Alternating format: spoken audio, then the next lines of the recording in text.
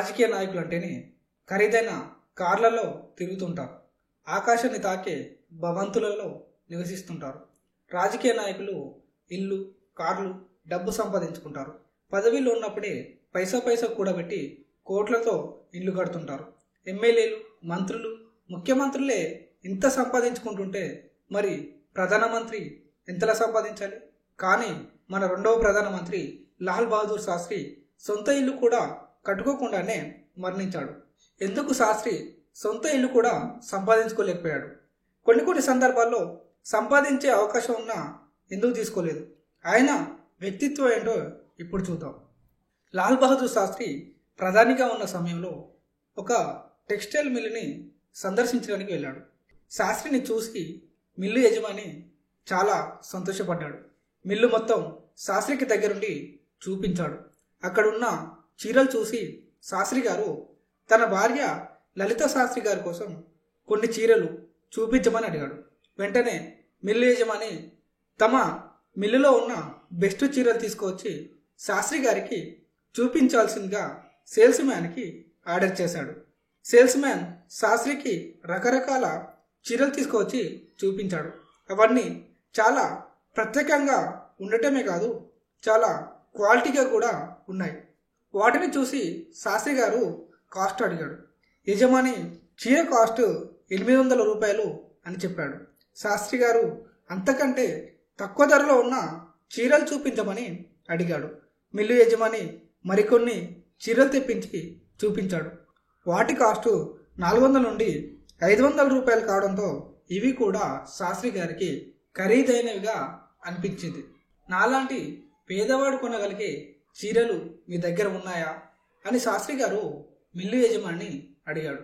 అప్పుడు మిల్లు యజమాని, మీరు దేశ ప్రధాని, మీరు నిరుపేద ఎలా అవుతారు? అసలు మీరు చీర కొనడం ఎందుకు? మీకు చీరను బహుమతిగా ఇస్తానని మిల్లు యజమాని చెప్పాడు. అప్పుడు శాస్త్రి గారు అంత ఖరీదైన బహుమతి తాను తీసుకోనని సమాధానం ఇచ్చాడు. ప్రధాని అంతటి వారు తమ మిల్లుకి రావడమే గొప్ప, తను ఇచ్చే బహుమతిని తీసుకోవాలని మిల్లు యజమాని శాస్త్రి గారిని పట్టుబట్టాడు. అప్పుడు శాస్త్రి గారు, నేను ప్రధానమంత్రి అయినా నా స్తోమతకు మించిన వాటిని తీసుకొని నా భార్యకి ఇవ్వలేను అని అన్నాడు. తక్కువ ధరలో ఉన్న చీరలు ఉంటే చూపించమని అడిగి వాటిని కొన్నాడు. శాస్త్రి ప్రధానిగా ఉన్నప్పుడు ఆయన ఉపయోగించడానికి ఒక చెవ్రోలే ఇంపాల్ అనే కారును ప్రభుత్వం ఇచ్చింది. ఆ కారును ఎవరైనా విదేశీ అతిథులు ఢిల్లీకి వచ్చినప్పుడు మాత్రమే ఉపయోగించేవారు. శాస్త్రి తన వ్యక్తిగత పనులకు ఉపయోగించేవారు కాదు. కానీ శాస్త్రికి తెలియకుండా ఒకరోజు ఆ కారును ఆయన కుమారుడు సునీల్ శాస్త్రి బయటికి తీసుకెళ్లాడు.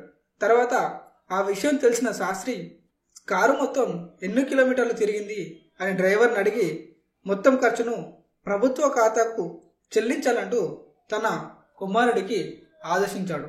పాక్తో యుద్ధం జరిగినప్పుడు అమెరికా అధ్యక్షుడు లిండన్ జాన్సన్ యుద్ధాన్ని ఆపకపోతే మేం మీకు PL-480 కింద పంపించే ఎర్ర గోధుమలను ఆపిస్తామని బెదిరించాడు.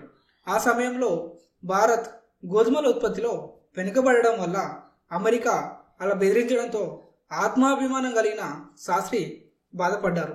దీంతో మనం వారంలో ఒక పూట భోజనం చేయడం మానేద్దామని, దానివల్ల అమెరికా నుంచి వచ్చే గోధుమల సరఫరా తగ్గించమని ప్రజలకు పిలుపునిచ్చారు. ఆయన పిలుపునకు లక్షలాది మంది ఒక్క పూట భోజనానికి దూరంగా ఉన్నారు. ఆ ప్రకటన చేయడానికి ముందు తన భార్య లలిత శాస్త్రితో శాస్త్రి మాట్లాడాడు. మీరు ఈరోజు రాత్రి మన ఇంట్లో వంట చేయకండి. నేను రేపు దేశ ప్రజలను కూడా ఒక పూట భోజనం ఆపేయాలని కోరబోతున్నాను. నా పిల్లలు ఆకలితో ఉండగలరా లేదా అనేది నేను చూడాలనుకుంటున్నాను అని చెప్పారు. దేశ ప్రధాని కాకముందు లాల్ బహదూర్ శాస్త్రి గారు ఉత్తరప్రదేశ్లో అలహాబాద్ మున్సిపల్ ఎన్నికలలో గెలిచాడు. దాంతో సహజంగా అలహాబాద్ ఇంప్రూవ్మెంట్ ట్రస్టుకు ట్రస్టీ అయ్యాడు. అప్పుడు అక్కడ ఠాగూర్ నగర్ అనే పేరుతో 1/2 ఎకరా భూమిని ఫ్లాట్లుగా విభజించి వేలాన్ని పెట్టారు. శాస్త్రి ఊళ్ళో లేని సమయంలో శాస్త్రి మిత్రుడొకైన కమిషనర్ను కలిసి శాస్త్రి గారికి సొంత ఇల్లు లేదు కాబట్టి ట్రస్టు సభ్యులందరూ ఒక్కో ఫ్లాట్ దక్కించుకునేలాగా ఒప్పించి తనకు శాస్త్రికి ఒక్కో ఫ్లాటు సంపాదించగలిగాడు. ఇదే విషయాన్ని శాస్త్రి గారి భార్య లలిత శాస్త్రికి చెప్తే, అన్నయ్య గారు, మీ ప్రయత్నం కారణంగా ఇన్నేళ్లకు మాకు సొంత ఇల్లు అనే మా కళ నెరవేరబోతుందని అంటుంది. 2 రోజుల తర్వాత తిరిగి వచ్చిన శాస్త్రి గారికి విషయం తెలిసింది. శాస్త్రి గారు చాలా బాధపడ్డాడు. తన మిత్రుడిని పిలిపించి, నాకు ఈ విషయం తెలిసినప్పటి నుండి రాత్రిళ్ళు నిద్ర పట్టడం లేదు. మనం ప్రజాప్రతినిధులం, ప్రజల ముందు నిజాయితీగా నిలవాల్సిన వాళ్ళం. నేను నా ప్లాటును వాపస్ ఇస్తున్నాను, మీరు కూడా వాపస్ ఇచ్చేయండి, లేదా రాజీనామా చేసి సాధారణ పౌరుడిగా వేలంపాట్లు పాల్గొని కావాల్సి ఉంటే ఫ్లాటును దక్కించుకోండి అని చెప్పి తన ఫ్లాటును ట్రస్ట్కే వాపస్ ఇచ్చేశాడు. జీవితాంతం సొంత ఇల్లు లేకుండానే శాస్త్రి గారు జీవించారు. లాల్ బహదూర్ శాస్త్రి దేశ ప్రధాని అయిన తర్వాత కూడా శాస్త్రి కొడుకులు సిటీ బస్సుల్లోనే ప్రయాణించేవారు. కొందరు స్నేహితులు ఏలన చేయడంతో కారు కొనమని శాస్త్రి మీద కొడుకులు ఒత్తిడి చేస్తే ఇష్టం లేకపోయినా పంజాబ్ నేషనల్ బ్యాంక్ నుంచి 5,000 రూపాయలు అప్పు తీసుకున్నారు. అప్పుగా తీసుకున్న డబ్బును తన దగ్గరున్న డబ్బుతో 12,000కు ఒక ఫియట్ కారు కొన్నాడు. కారు కొనేందుకు చేసిన అప్పు 4,600 రూపాయలుండగా శాస్త్రి మరణించారు. ఈ విషయం చాలా దినపత్రికల్లో వచ్చింది. అయితే దేశవ్యాప్తంగా ఉన్న శాస్త్రి అభిమానులు ఆయన భార్య లలిత శాస్త్రికి మనీ ఆర్డర్లు పంపించేవారు. కానీ ఆమె డబ్బు పంపిన ప్రతి ఒక్కరికి కృతజ్ఞతతో ఉత్తరం రాస్తూ డబ్బును కూడా వాపస్ పంపించారు.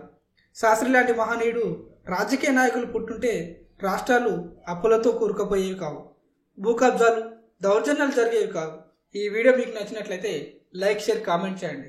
జై హింద్.